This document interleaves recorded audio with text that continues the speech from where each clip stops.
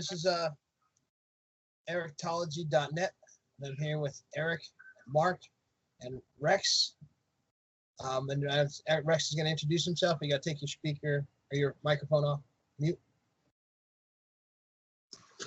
Well, hello, my name's Rex Harris. It's great to be here today. I've been in the faith since I was 5 years old, and I've been studying a long time, and I've had the opportunity over recent years to start looking at what some of Eric is doing, and I've been really blessed by it, and I'm happy to be here to be of assistance. Great to see you. Great to meet you. Hopefully we'll continue this for a long time yet. Thank you, Mark. I don't think I've ever introduced myself. I'm Kurt. I'm just here to help out, and film it, and edit it, and all this other stuff. But just wanted to introduce this video. We're going to be talking about Genesis 49, Deuteronomy 33, and we'll put the scripture up on the screen like we normally do. But I just wanted to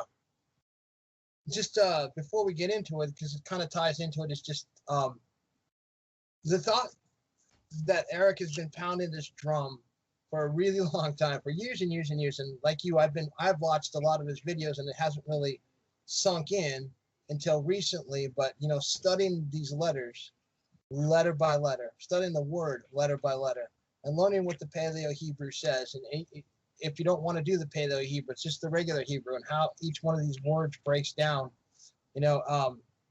takes our mind to the things of the Father, And so, like when you read in the book of Revelation, it talks about our prayers are collected in a bowl, like gold. And that movie Monsters, Inc.? They show how fear works. They take that fear, the closet is a metaphor for the veil, the thing we can't see. And those entities, make no mistake, they are demons, are collecting our fear. And that's what's charging and powering their side. So I guess something happened in Tennessee, or was it Virginia or something, an explosion somewhere, and all these conspiracy theories start floating all over the place. That's the fear that they want us to have. But if we're focused on these words and reading the scripture and going back to what we're putting up here, and I think this is such a crucial time to dig into these words and these letters and to figure out and just ignore the noise, because it's feeding that other side. We want to put our focus and our energy this is why Joshua, the second time when there was fear, and he's like, no, we ain't doing that again. We're going right in, 40 years of we'll walk in the desert. So, with that in mind, we're going to dig into Genesis 49, Deuteronomy 33, and see how this all connects. And if we could just, the more you dig into these words, letter by letter, that fear starts to leave. What they're doing no longer matters. And I think that's where we all need to try to get to.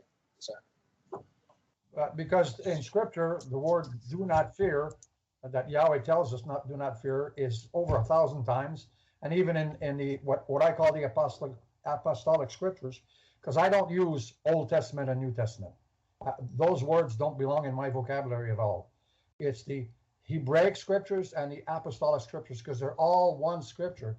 As soon as you start saying old, people start thinking, well, it's no longer useful, it's old, we're not going to use that, we're going to use the new stuff, right? But as with wine, the older it is, the better it is. So here we go. And you can, even in Timothy, you can see in 2 Timothy 1:7, it says, Yahweh says, I have not given you a spirit of fear, but a spirit of love and a sound mind. So a sound mind's not afraid of anything. Anyways, so here we go. Let's get to it. So just real quick, here's a beautiful picture in California. Over here at the Inn on Knowles Hill, Knowles in Sonora, California, if anybody's coming to the Yosemite area. Sonora was known in the gold rush era as the queen of the southern mines. A lot of gold found in these hills. And we're up on the top of this hill, finding the gold, literally, as you were talking about, Kurt, in the scriptures. I want to read Genesis 48, verse 3, Jacob said to Joseph, El Shaddai had appeared to me in Luz in the land of Canaan, and he blessed me. He said to me, behold, I will make you fruitful and numerous. I will make you a congregation of nations, and I will give this land to your offspring after you as an eternal possession. And now your two sons who were born to you, that's Yaakov speaking to Joseph, two sons born to you in the land of Egypt before my coming to you in Egypt shall be mine. Ephraim and Manasseh shall be mine, like Reuben and Simeon, which are the first two born to Yaakov by Leah. But progeny born to you after them shall be yours. So here Yaakov is claiming Ephraim and Manasseh. So just so you know, when he says that Yahuwah or El Shaddai appeared to him and said, I will make you fruitful and numerous, that's exactly what the meaning of the word Ephraim and Manasseh literally mean. Ephraim means fruitful and Manasseh means numerous. So here, Ephraim and Manasseh were named by Joseph well before Yaakov came, and Yaakov is saying, hey, this is a prophetic declaration which has become manifest, at least in the naming of these two sons. And so that's one reason why you might say he's claiming them, because Yaakov is recognizing that, gosh, maybe Joseph didn't even know this, or he had a different reason for doing it, but the names of these two sons are the fulfillment of the prophecy, which is exactly what we're going to get into here in the next chapter. As for me, when I came from Padan, Rachel died on me in the land of Canaan on the road while there was still a stretch of land to go to Ephrath, and I buried her there on the road to Ephrath, which is Bethlehem. So you hear the phrase Bethlehem Ephrathah in the New Testament, in the apostolic writings, talking about the birth of Yeshua. Okay, so that's just setting up in Genesis 48, where Yaakov has this sense, my whole life I've had this sense of impending doom.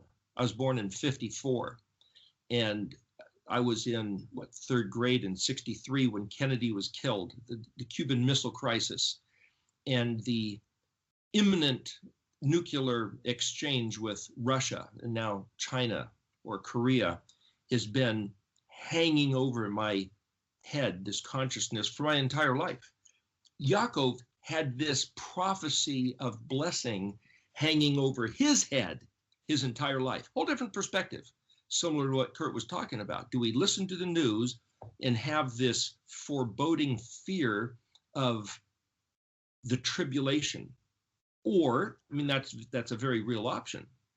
Certainly, look at Leviticus 26 and Deuteronomy 28. Or do we choose to focus our attention on the prophecy like Yaakov did, like Yitzhak, his father Isaac did, and like Abraham, his father did?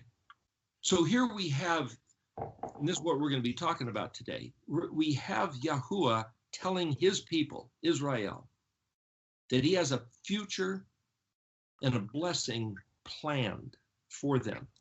But if they choose to play into the fear, choose to play into doubt, then like what happened in the days of Joshua and Caleb, every single person, every man, every adult of that entire generation that escaped out of Egypt, witnessed the 10 plagues, heard the voice of Yahuwah speaking from the top of Mount Sinai, saw the crossing of the Red Sea, saw the water being provided out of the rock, saw the manna on the ground appear daily, and yet they doubted.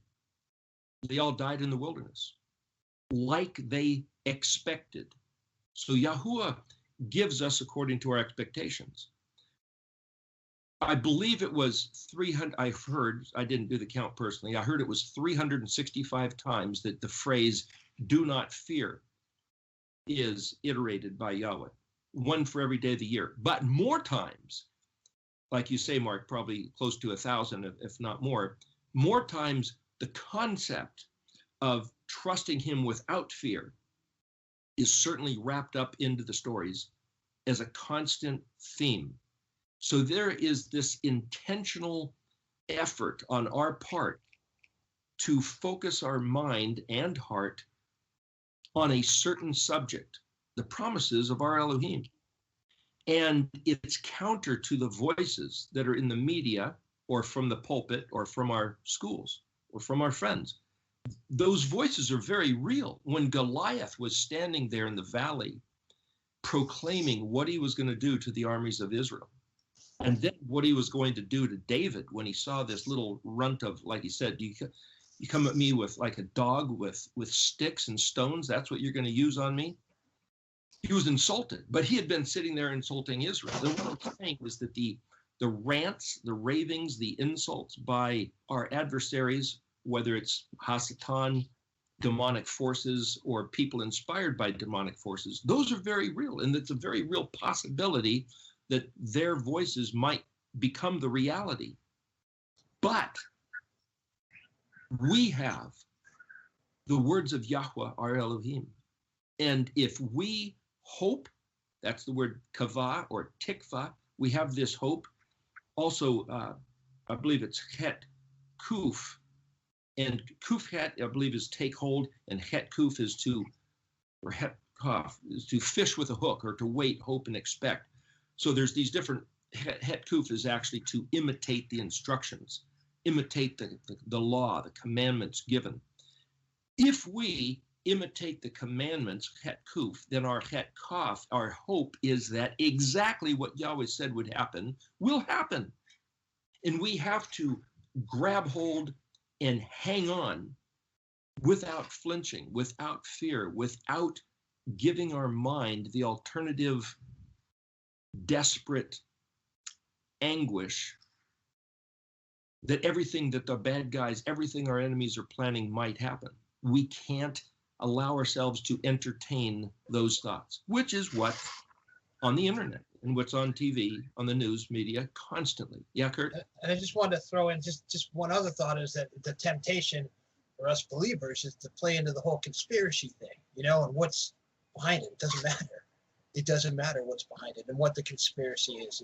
And then we share it with one another. It's just, we need to stop. We need to stop because that generates that fear. And if you look at what David did when he was in front of Goliath, it says he picked up some stones. Do you know how many stones he picked up? 5 stones. How many books in the Torah? 5. What does the stone mean? The Eben means the Father and the Son. So he defeated Goliath with the Torah.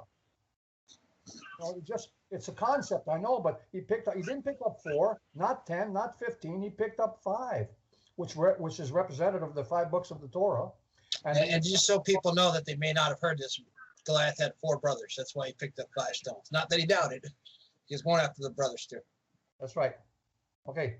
So just as another matter, you mentioned the word Eben, Aleph Bet Nun is the word for stone. There's also Kepha is the word for stone, and Zadi Resh is the word for stone, and where we get the word Peter or Petros is a kind of a Greek or Latin word for stone.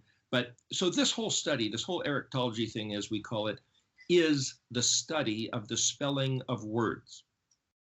That's it. That's what the whole thing is about, which is what we're going to get into here, talking about Genesis 49. So just so you know, I just read in Genesis 48, and Yaakov, or Jacob, is just about to die.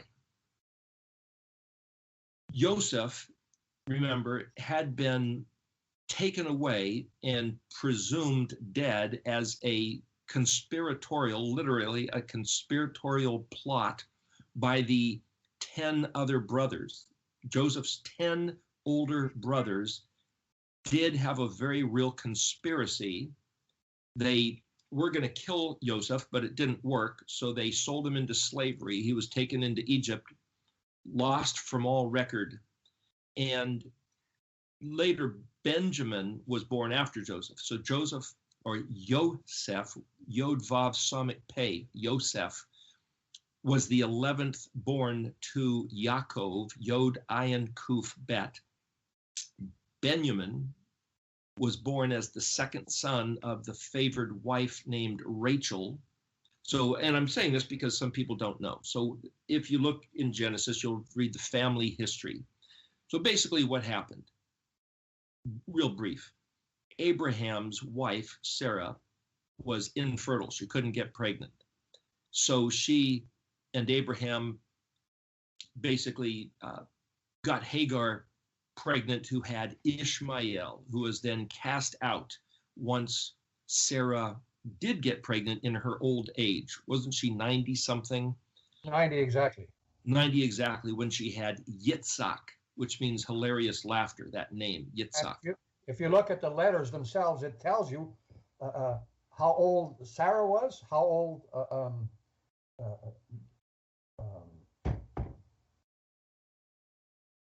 how old Abraham was. My goodness, I thought how old Abraham was. If you look at the letters themselves, and there's also the number 8, which means a new beginning, and the Yod, which is 10, which is the commandment. So if you follow the commandments, Yahweh will give you whatever it is that you that He's planned for you, and continue on obeying His commandments. So just in the name itself, right? It's amazing. So the interesting thing, what Mark's talking about, is a subject called gematria, which is where every letter has a value. Aleph of 1, Bet is 2, Gimel's 3, so forth. Tav is 400. It's a base 10, so Kaf is 20. Yod is 10, Kaf is 20, Lamed 30. Anyway, that's a whole nother way to read the language. But the more you get into looking at the Hebrew, the more you'll see there's different ways to apply your mind to what's written. The narrative story is just the surface. But nevertheless, Isaac had 2 sons, Jacob and Esau, which were twins. And then they separated. There was a family feud between the 2 brothers. And Yaakov went to live with his uncle Laban, married his uncle's daughter, Rachel. But there was some funny business at the wedding, and he ended up waking up in the morning and realizing he was with Leah. Perhaps they were twins, but Leah was the older one. But then Leah was able to get pregnant, but not Rachel. Leah had a few sons.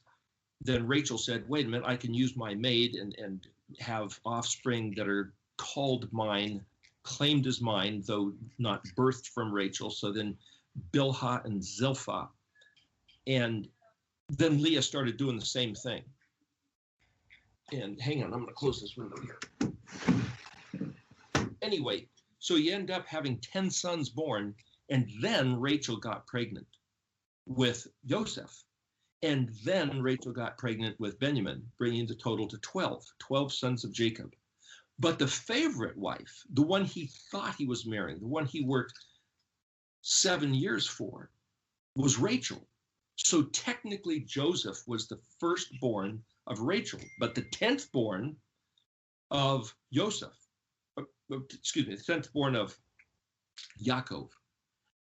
So it sets up that you have 4 women giving birth to the one father, Yaakov, and that's where we get the 12 tribes of Israel. Just a little back history.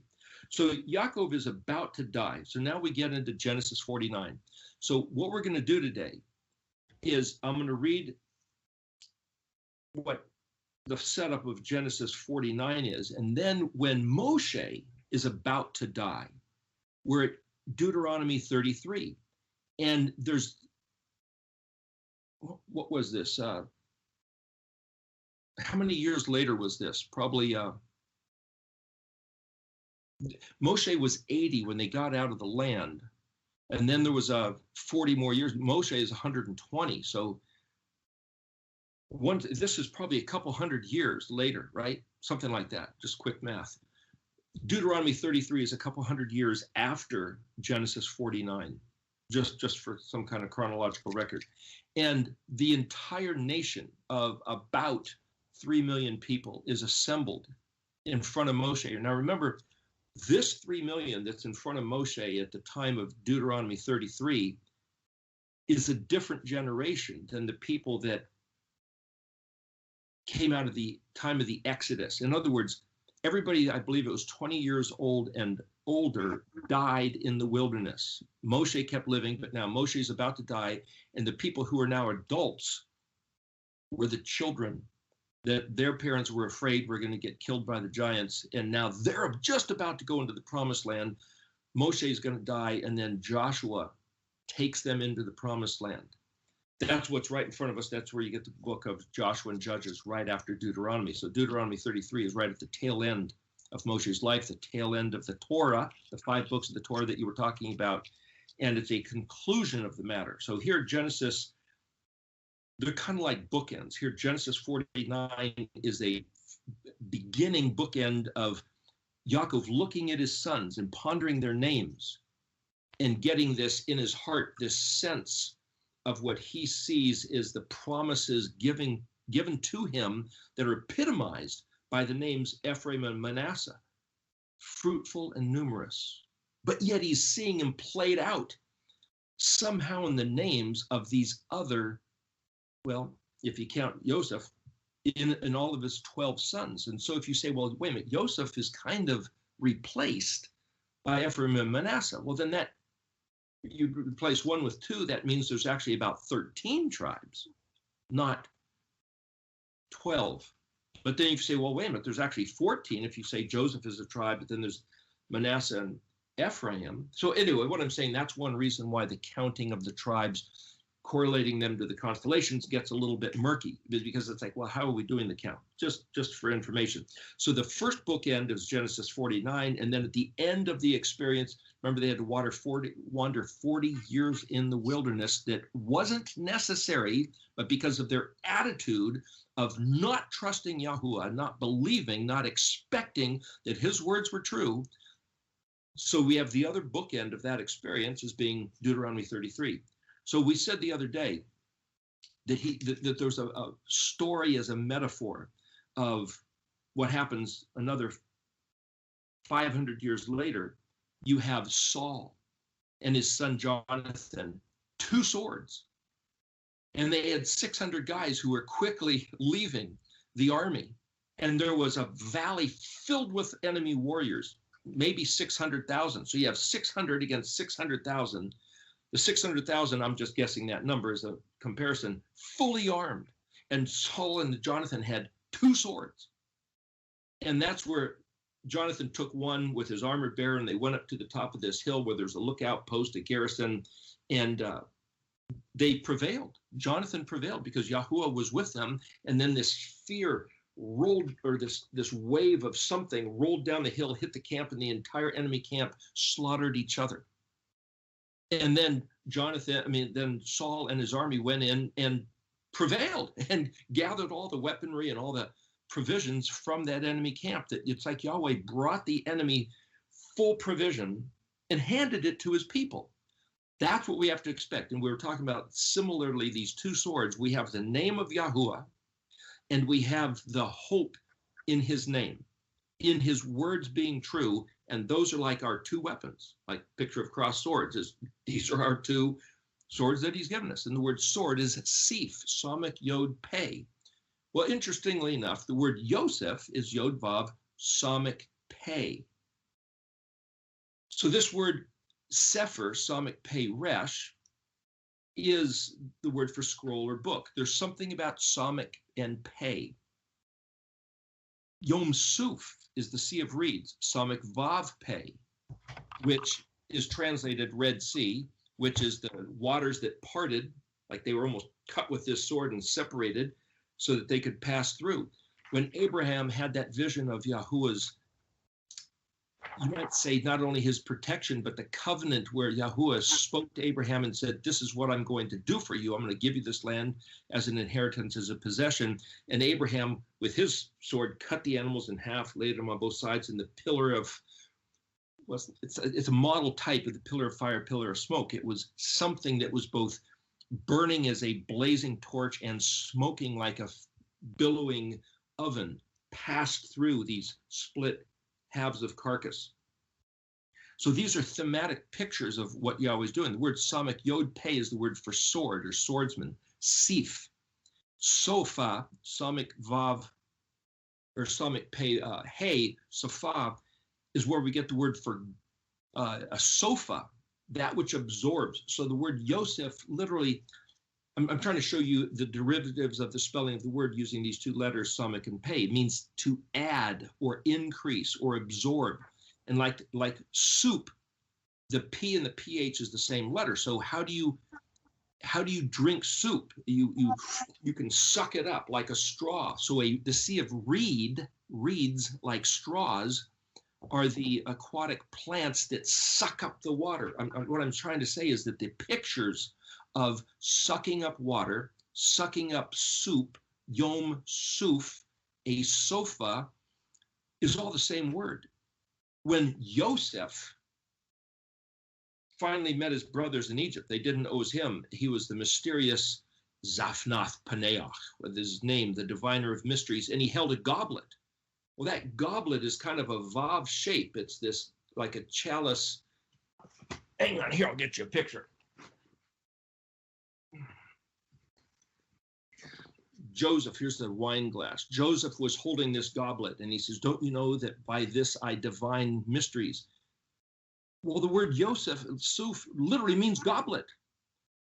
It's a goblet, or it's a basin. It's something that you pour things into and gather and swirl them around. And he pretended to look into it in divine mysteries, or was it just a gift from Elohim that he had that knack, that ability? My point is, for Joseph to have a goblet and being known as this wise, not just wise, but almost like a shaman or a medicine man or some kind of what we might call a witch doctor, Joseph had this ability, and that's the way he projected his aura, you might say, to the Egyptians.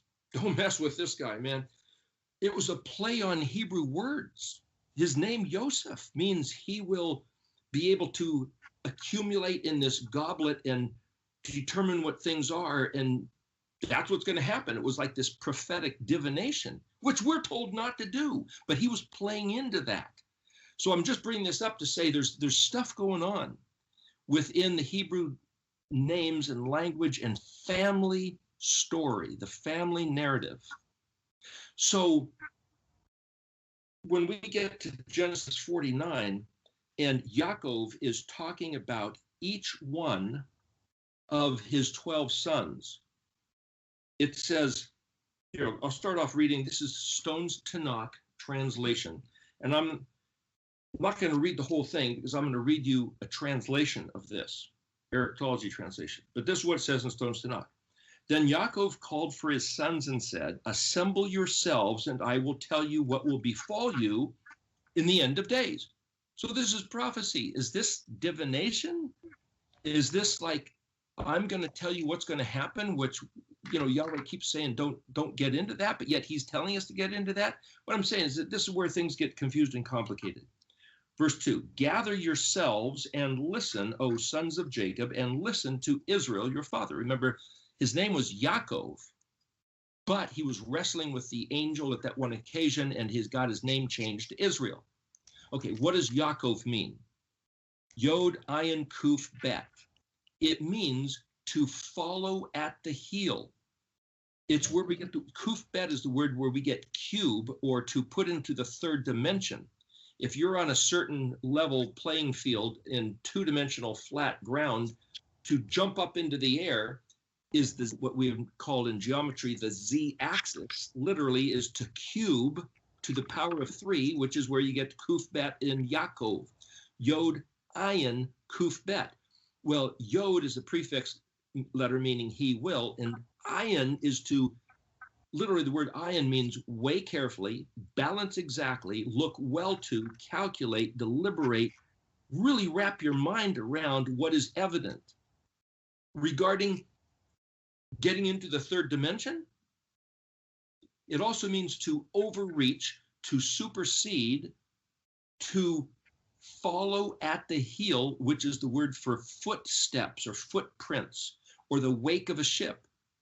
So what does this mean? We could take just the word Yaakov, Yod, translated Jacob, Yod Ayin Kuf Bet, and say it itself is a prophecy that says, in the end, way in the future, because the kuf is the back of the head, means that which follows. So sometime in the future, he will successfully supersede the circumstances and leap up into this higher prestige, this elevation, which is the word aliyah, ayin lamed yod hey, and prosper beyond the reach of his enemies. And the word Israel, Yod Shin Resh, Aleph Lamed, Yashar, like the book of Yashar, translated Jasher, which then is just a name and loses all meaning, but Yashar means straight, right, level, smooth, plumb, square, everything even.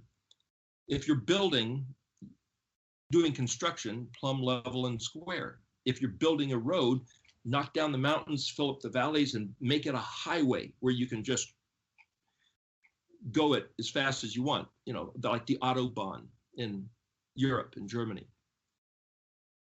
El Camino Real, the King's Highway in California. Same concept as Israel. El means, it's a short word translated God, but it means power, strength, fitness, capacity, capability. The word for Yod Kaf Lamed, the three letters right in the middle of the alphabet, Yod Kaf Lamed Mem, literally is similar to Aleph Lamed, means he will have the power and capacity to prevail and contain it all. That's right in the middle of the alphabet, so we can make that comparison. If you look at those four letters, like if you stretch out the 22 letters of the alphabet and place them over a menorah, just another little picture here, it says that there was supposed to be in Exodus 25, 3 cups or bowls on each of the 6 arms and 4 in the middle. Well, if the 4 in the middle, if you start with one side, Aleph, Bet, Gimel, and then Dalet, Hey, Vav, then Zayin, Chet, Tet, those are the 3, 3, 3, and then the 4, Yod, Kaf, Lamed, Mem, and then the other 3 on each of the legs. I'm just saying that there's different ways to just subjectively, aesthetically play with the letters and line them up. But to say who it is that does straight, right, true, and just, and follows the Torah, the teaching, the guidance of the Yashar Derek. The word Derek is way, journey, conduct, manner. It's to bend a bow. It's to be led, guided, instructed in the ways of Yahuwah. The one who does that, the one who conducts his life according to the instructions of the Torah on the Yashar Derek, will have the power and capacity to prevail, which is why Yeshua prevailed even through being put to death, entombed, buried, and poof, burst out 3 days and 3 nights later, because he walked in the ways of the Torah, and he said, follow me, walk this way, and you also will have the power and capacity to prevail. And so the whole subject, the whole study saying, when for 2,000 years we've been told, do not follow the ways of the Torah. You don't have to. You were never meant to. It's impossible.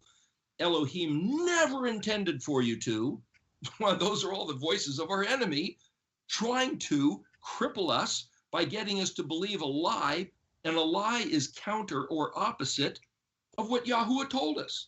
Yahweh told our ancestors, Abraham, Yitzhak, Yaakov, and the 12 patriarchs, walk in my ways and you will live. Look at Ezekiel 20. Walk in my ways. If a man does these things, he will live. And our enemies convinced us that the better religion is to say, woohoo, Jesus died on the cross, so we don't have to. We don't have to do what he said. Now, certainly I believe that Yeshua was crucified, but why? Why? We were talking about the great divorce last week, and this is all part of it. This is the next extension of what that is. I'm sitting in front of this little statue here of this beautiful young lady who's dancing. The word hula, chet vav lamed, means to dance. It's the word sand. For the people in Hawaii to do the hula dance and tell a story is exactly what chet vav lamed means. It's also the word for phoenix, which is the mythical, fabulous bird that died, is burned up in a fire, but is resurrected. It's the story of resurrection. The word chet vav lamed we're going to find in this study that we're doing today. And the root of it is chet lamed. And if you look in the dictionary, Het Yod Lamed is the word that means military or militaristic, or the attitude of a military, which is the word Zavot, Zadi Bet Aleph Vav Tav. And Yahweh always calls himself either Yahweh our Elohim or Yahuwah Zavot. That's the title he gave himself. Well, Zavot is simply translated legion or armies or hosts, master of legions, commander of armies. Zadi Bet also means that which is established. Zadi is a sprout, Bet is a house, or Bet is a body. It's a picture of a resurrected body. Everything in the language speaks of resurrecting the house, the Bet of Israel, which is modeled or typified as an archetype by Yeshua himself, being put to shame. That's the word Kaf Lamed Mem, a calamity, ridiculed, punched holes in. That's Het Vav Lamed, or Het Lamed Lamed also. What I'm saying is that if you start studying these Hebrew words, they all tie together. And the only way to do this subject that we're talking about today justice is to turn this into a book. That's a possibility that I'm working on. I've got this stuff written out and we're going to talk about it, but there's no way to give you the full scope without showing you how every single word in Hebrew is fully comprehended only if you understand that Yeshua is the Mashiach of Israel. And when I say Mashiach, oh, that's Messiah, that's anointed. Wait a minute. Shin Yod Het, Shiach, is the word for conversation and communication. Mem is to put into a tangible form. Mem Shin, mush, as in Mashiach, literally means tangible, to feel, to touch. He's the conversation. He's the 22 letters in bodily, tangible, humanized, anthropomorphized format. So to say Yeshua's Mashiach, he's these 22 letters walking about as a human. If you don't get that, if you don't believe that, then the way of interpreting these words and names and letters will be lost. So for the Jews to say that Jesus Christ is an infidel burning in hell at this moment, okay, they're not going to get this. They're lost. And if you go to learn Hebrew at some Jewish school or synagogue, they're not going to tell you about this. Well, I'm not disparaging them. I'm just saying you're not going to hear this from them. The same way you're not going to go to a Christian college or a Christian school and learn Hebrew. They won't teach it. I've talked to people that have been to seminary and Bible college. They won't teach this stuff because according to their doctrines, it's all nailed to the cross and done away with. And you can't earn salvation by learning Hebrew or keeping the festivals. It's not about learning. It's not about earning your salvation. It's about walking on the Yashar Derek. It's walking on the straight path and fulfilling or imitating, that's Het Kuf, the commandments, that's Het Kuf, because it's the constitution, Het Kuf, of Yahuwah's kingdom. And the word Het Vav Kuf, Chok, is a rung of a ladder. And if we want to climb up, Aliyah, ascend to a higher dignity, we need to imitate Het Kuf, the commandments and instructions, Het Kuf, of Yahweh, our Elohim, the emperor of the heavenly kingdom of eternity, because his word is established forever, and all these things are still valid and still doable and still in action. And so when he says, okay, in Leviticus 26 and Deuteronomy 28, if you guys do not walk in my ways, if you find my stuff, my words, my concepts, my ordinances and statutes and commandments to be loathsome, reprehensible, abhorrent, or you casually disregard like, whatever, then the same thing will be mirrored back to you. You will lose the kingdom. You'll be dispersed. You'll be killed. You'll be annihilated. You'll be ravaged by the nations around you. Not only will it just happen, because that's what happens when you do this, but I'm going to make sure it happens, and I'm going to call your enemies in to make them do it to you. But That's a picture of Yeshua being crucified, dumped in the grave, and it's a picture of the phoenix being burned up in ashes. But he says, I'm going to recover you because it's all part of the story. And this is what we're going to read in the prophecy of these 12 sons. I'm not going off on a tangent here. I'm telling you, this is the story embedded in the 12 sons' names, correlated to the Mazarot, the constellations. It's the exact same story. So the quintessential archetype is Yeshua's life coming down from Aleph, from the infinite realm, Bet, born as a baby in human material form as an embryo, as the man who would be the door, the Vav man as the door, Dalet, who would be put to the weapon, Zion, and distinguished as the one who was saying, I'm going to give you access and show you the door, the Dalet, gimmeling bouncing back to the Bet, the house of Aleph the father. We've talked about this before. I'm just trying to give a context here. So because Yeshua came down, was put to the weapon, entombed dead, and then resurrected, that's a model for Israel doing the same thing. And if you have that mind, you can read in the constellations that same story. And you can read in the language that same story, but you have to have that mind. And it's all calibrated to the Mishkan pattern. Tabanit Mishkan, Exodus 25, I think it's verse 9. The word Tabanit means to build according to a pattern. Well, that's where you get the word Beni, Bet Nun Yod. Well, that's the word my son. Yeshua, he claimed to be his son. As we mentioned the other week, Yahweh said Israel is his firstborn son. Here, Yaakov is claiming Ephraim and Manasseh as his sons. That's Beni. But the word Bet Nun means son, Bet Nun Yod, my son, but Bet Nun Hey means to build.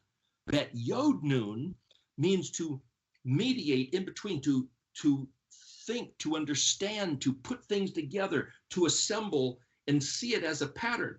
Everything we're talking about is the word Tabanit, simply translated pattern. And even the word to arrange the stars in the sky is a variation of the word Tabanit. It means to compose and lay it out exactly according to a pattern, even though it appears to be a random scattering of seeds. These are also words that are played into, we'd have to go into the details of write this up. Genesis 49, Deuteronomy 33. Anyway, so what I'm saying here, in verse 3, it says, Reuben, you are my firstborn. Well, this is Yaakov talking to his firstborn son of Leah. And he says, my strength and my initial vigor, foremost in rank and foremost in power. He's basically translating the word Reuben.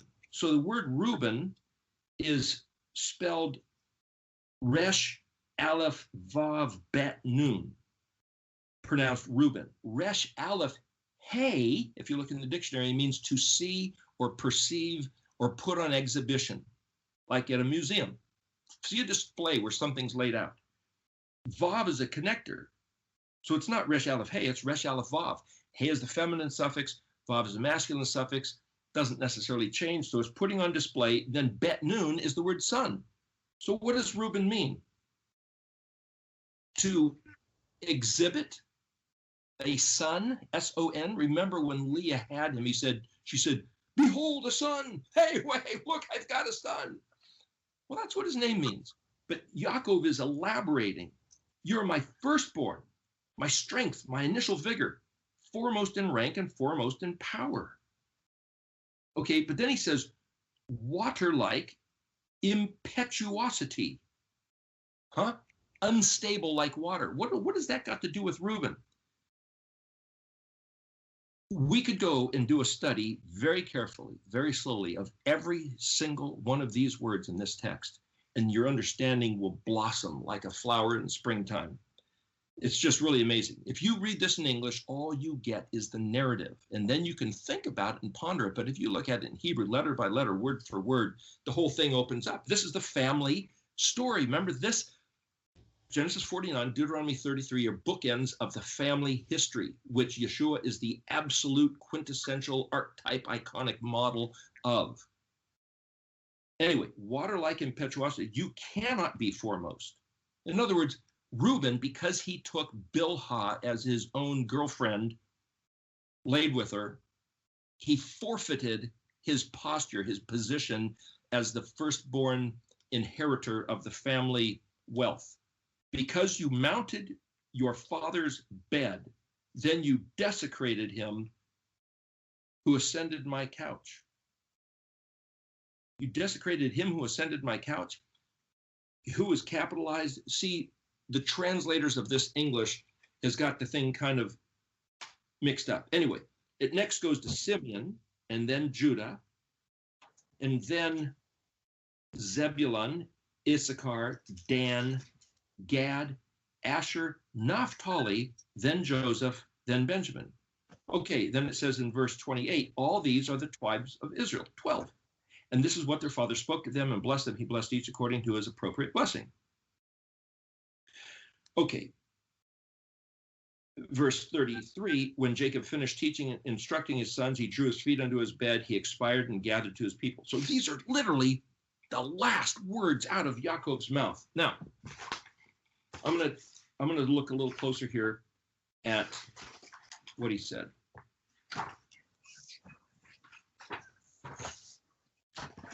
Eric, while you're looking that up, I just want to bring up. So some people have said that Reuben actually slept with Jacob's wife, but that's not true. That's his stepmother. No, that's what Jacob said. That's when he said you ascended to your father's bed and desecrated him. It's like, yeah, Reuben had a thing going on with Bilhah because, I mean, think about it. Bilhah and Zilpah were the two handmaids of Leah and Rachel. How old were they? Who knows?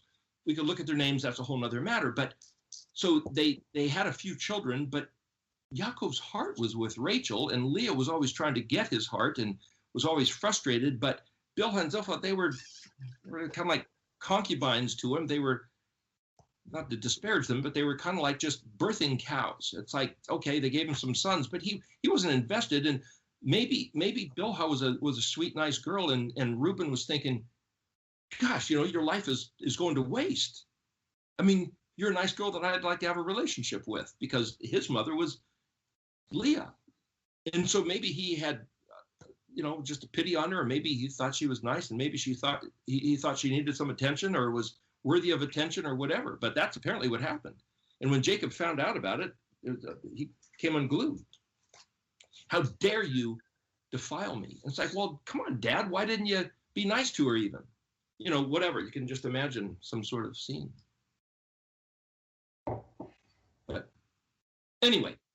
Okay, so here I have a reference here of 1 Chronicles 5, verses 1 and 2. This is a reference. It says, the sons of Reuben, the firstborn of Israel, he was the firstborn, but when he defiled his father's bed, his birthright was given to the sons of Joseph, sons of Israel, although not to receive the hereditary right of the firstborn, for Judah prevailed over his brothers, and the ruler was to come from him.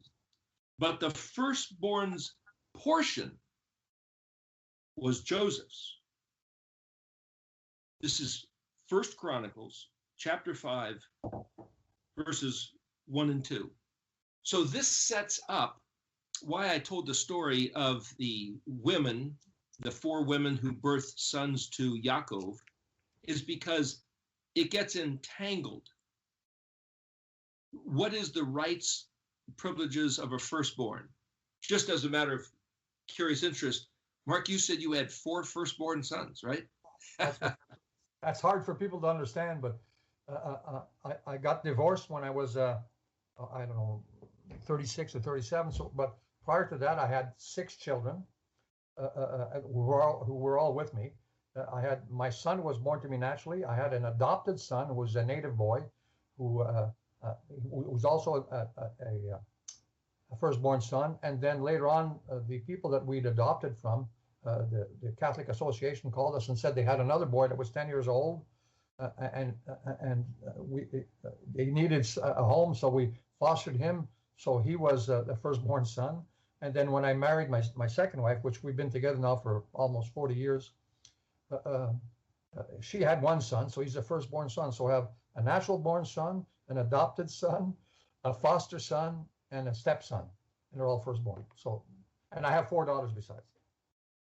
So just to say that the being the firstborn son is a particular job description or has certain rights and privileges that none of the other sons have. And so when Yahuwah says, as we quoted the other day to Pharaoh through Moshe, Israel is my first son, my firstborn son. But he also then calls Ephraim his firstborn, Joseph was his firstborn, and Yeshua, the only begotten son.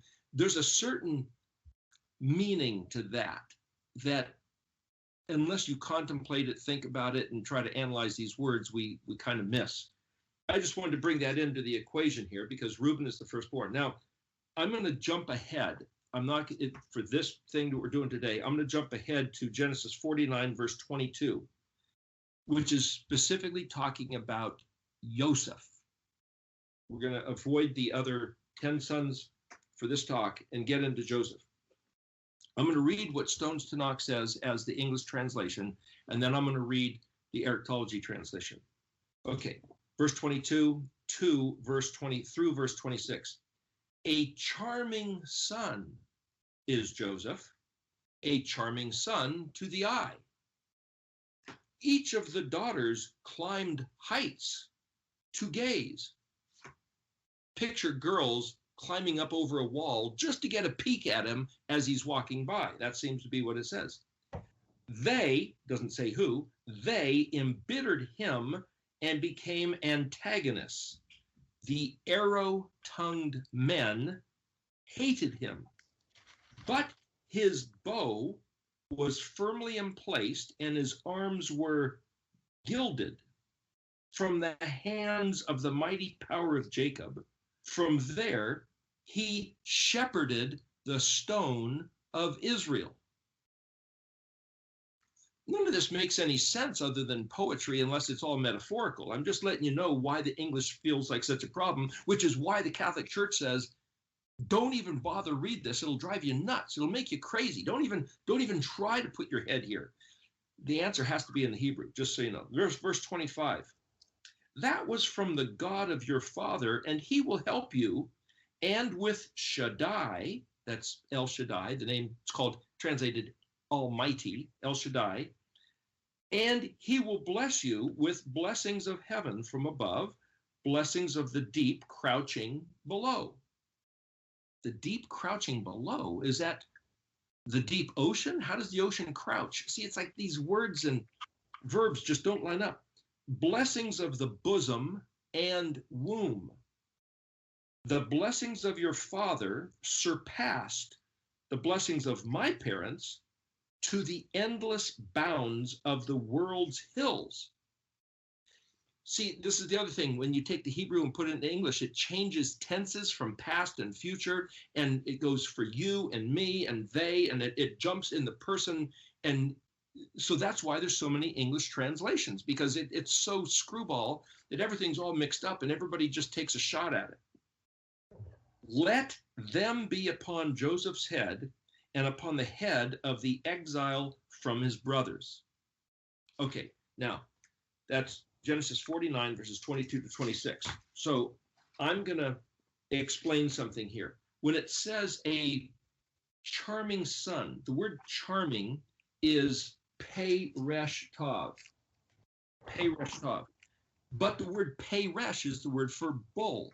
It's the 2 letters of the word for Ephraim, Aleph Peresh, Ephar Yod Mem, which is plural. So how does it mean charming? It's actually the word Peresh Tav means divided into branches.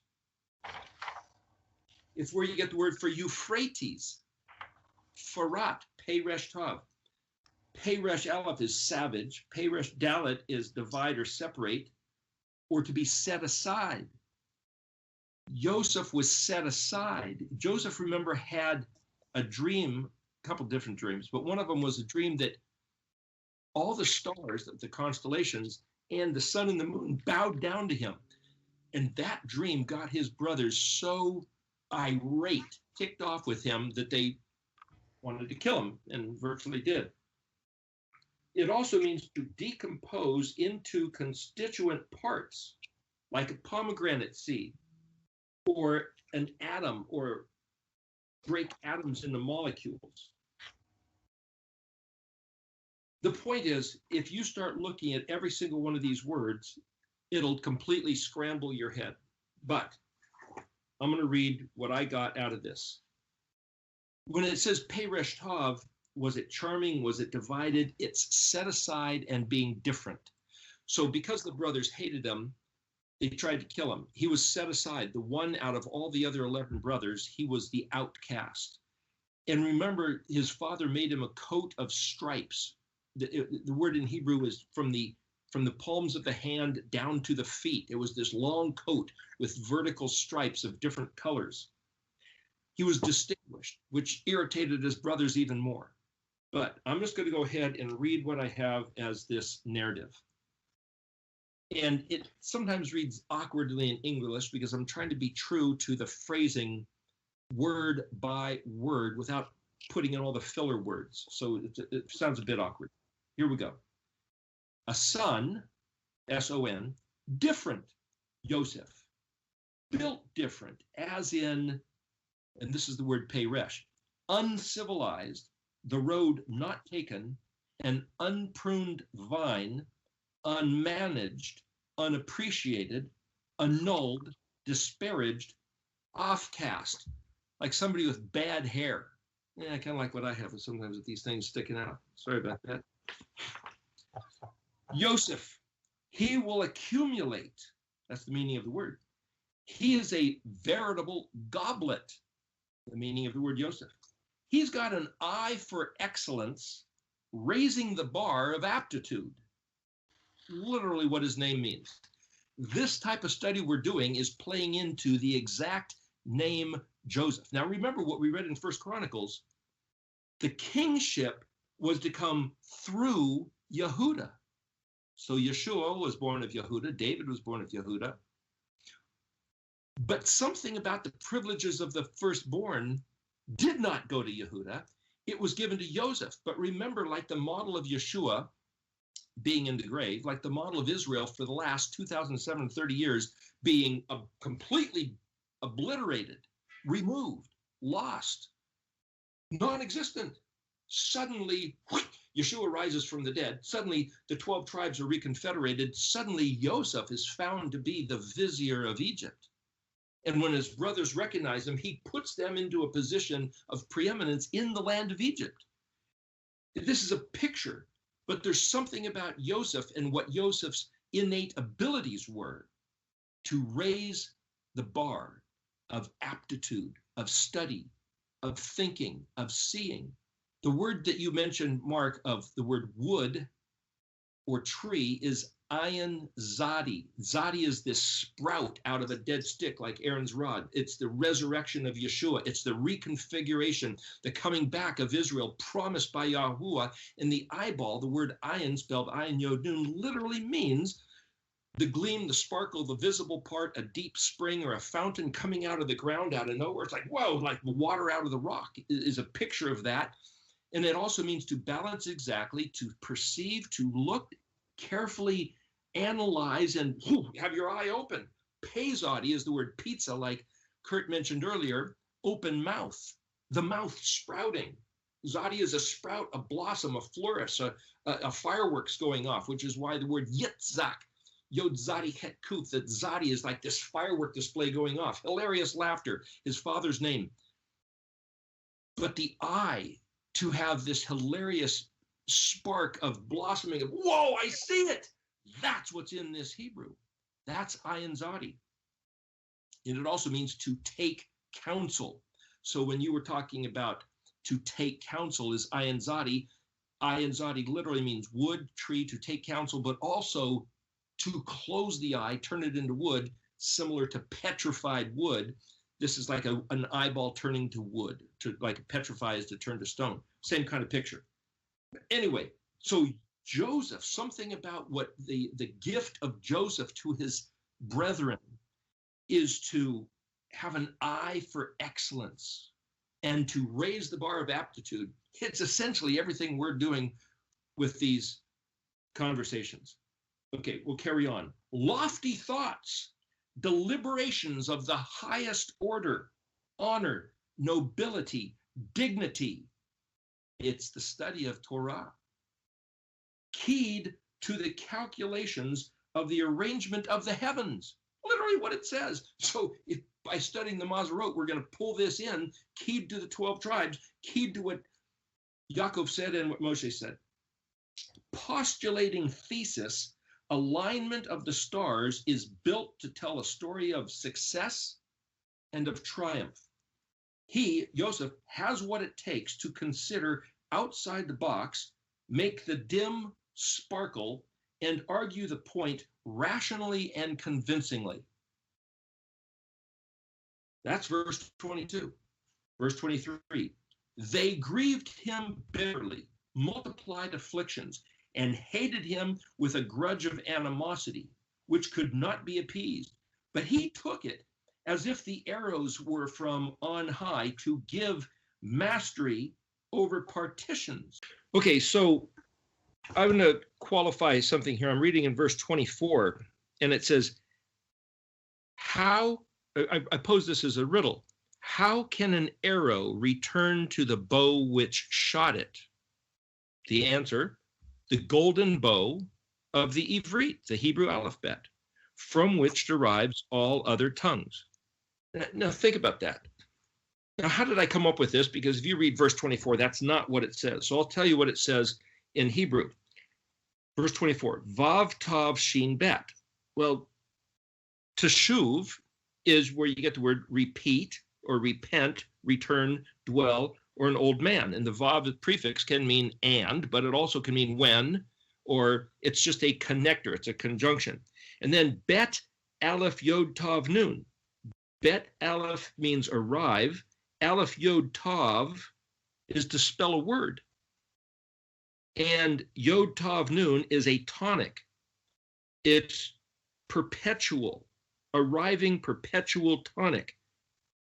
Ever flowing, strong, firm, steadfast. Kuf Shin Tet Vav. Kuf Shin Tet means bow or archer or arch. It also means Kuf Shin is where you get the word hard, rough, stubborn, straw, severe, difficult, objectionable, violent, or not understandable. And then Vav Yod Pei Zion Vav. Pei Zion is a word for pure gold or to be plated with gold. Hey Zion Hey is to rave, and Hey Zion Aleph Hey is to sprinkle. So what I'm saying is that pulling different things in through here, it could be seen as a golden bow. And then the fact that Aleph Yod Tav, similar to Aleph Vav Tav, Ot, which means a letter of the alphabet, Ayin Yod Tav means to spell a word with letters of Aleph connected to Tav, which is the first and last letters of the Ivrit. So part of my translation work here is to pull in different aspects of the words. So anybody else is not, or I've never seen anybody else to translate this way. That's why I call it the Erectology translation, because it's looking at all these different aspects using the dictionary, using the Mishkan pattern, using the meaning of each letter, using the letters correlated to Yeshua, using the letters correlated to just the paleopictographs and the whole overall story. I mean, there's at least 25 different mechanisms that I employ in trying to get these words deciphered. So that's where all this is coming from. So anyway, if you picture shooting an arrow from a bow, it's like Israel being dispersed across the face of the world. How is it ever going to come back? If at the Tower of Babel, Yahuwah scrambled all the other languages out of Hebrew, the original language, how in the world do you get an arrow back? Well, it's a riddle. How do you go get the arrow?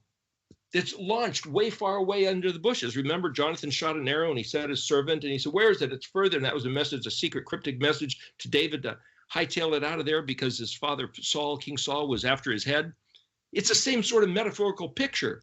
But so to answer the riddle, how do you go get the arrow that was launched? How do you make sense once languages have been launched away from the Hebrew? Go back to the source, the Hebrew alphabet, the spelling of words. When an old man returns, see, I'm going back to the word teshuv, to the perpetual, ever-flowing tonic of spelling words. That's what we're talking about doing. Though incomprehensible, difficult, like chaff, at the mouth of the sworn vow, pay Zion. See, that's the word translated gold, but pay is a mouth that opens, and Zion is the seventh letter. The word seven, Shin Bet Ayin, means to swear a vow. At the mouth of the sworn vow. That's the covenant spoken in Ivrit, in Hebrew, that Yahweh gave on Mount Sinai, that Israel said, everything Yahweh says we will hear and we will do. So I'm playing into the spelling of the word gold by looking at each individual letter.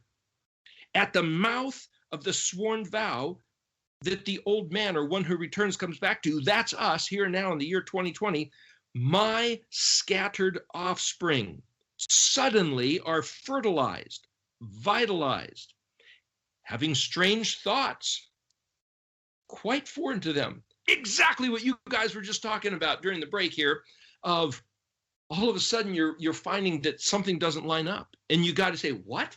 Hebrew? What? The Sabbath day? What? These Jewish festivals? What the heck am I even having these thoughts for? It's the Ruach of Yahweh, our Elohim, calling us back after he scattered us across the face of the earth. It's right here in the text. Verse 24 of Genesis 49. Yet sufficiently, immediately, I can speak, articulate literacy, flourishing as a gallant knight, a courageous hero, strong, mighty, valiant. Yaakov arises to his calling.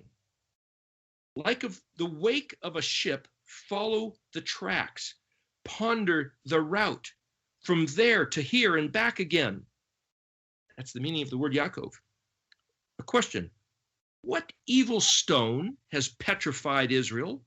What thoughts have paralyzed the prince of El? That's the word Israel. How was the rock of our salvation crushed into crumbles? Did Yahweh give Israel a stone by which to attack at the heel? Now, mind you, as I read this in the Stones to Knock translation, it made no sense. Remember that? I read that a few minutes ago. Yep. I'm trying to give it sense here, and suddenly to me, it's like this is a prophecy of us coming back to spelling the words in Hebrew, which is exactly what we're doing at such a time as this, 10 years after the 2,730-year curse of 2010. Verse 25. From out of the haze, it's no mystery. Eagerly, willingly consent.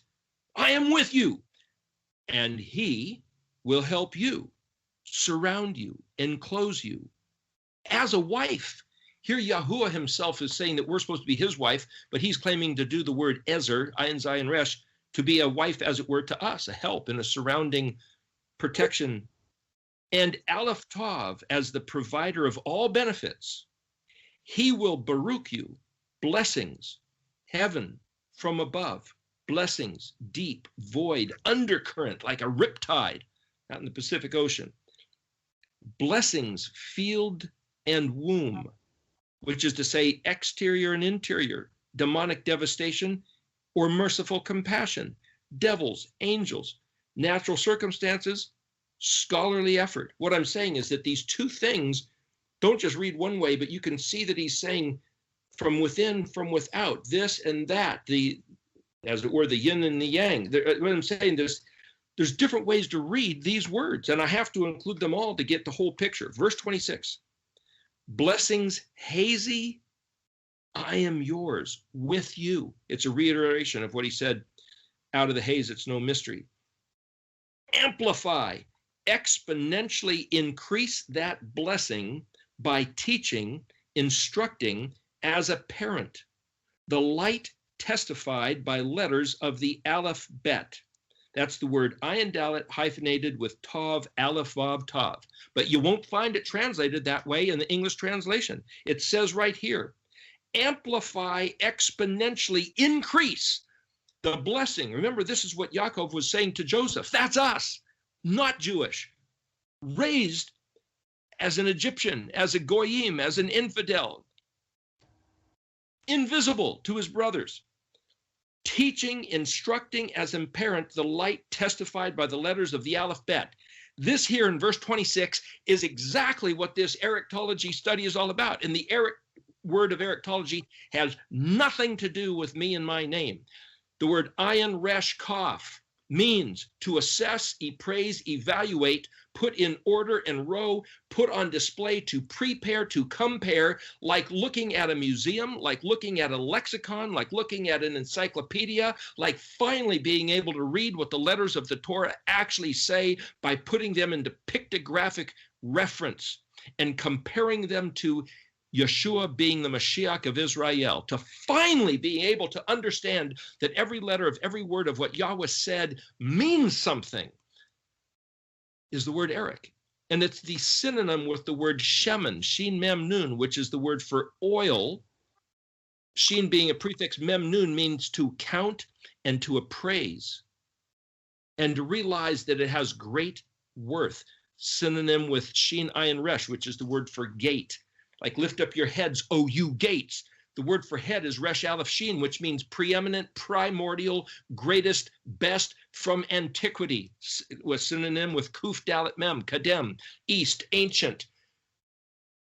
Every word you bounce off another synonym with another word, and you realize the whole thing fits together like a puzzle. This is all about going back and appreciating what Yahweh gave our ancient forefathers from the very beginning. It was lost. It was spun out. It was the arrow launched from the original golden bow, and here we are retrieving the arrow, coming back to that. The word arrow is chet zadi, which means to partition or separate. And Yosef was separated from his brothers, and we're going to get into a minute. And Deuteronomy 33 plays into this whole thing. Let me finish this verse 26 of Genesis 49. Project from the heights the hidden oath, which is forever universal, wherein is hid all the pleasures of life. Make it appreciated like wine. Like what you're saying, Mark, this is exactly what this video is about. Subtle nuances. And the best part, the pinnacle, the foundation, that's the Rosh, Yosef as the coda. In music, the added part, the ultimate irony, astonishing, being eclipsed, flogged, beaten, his head bowed down by oppression.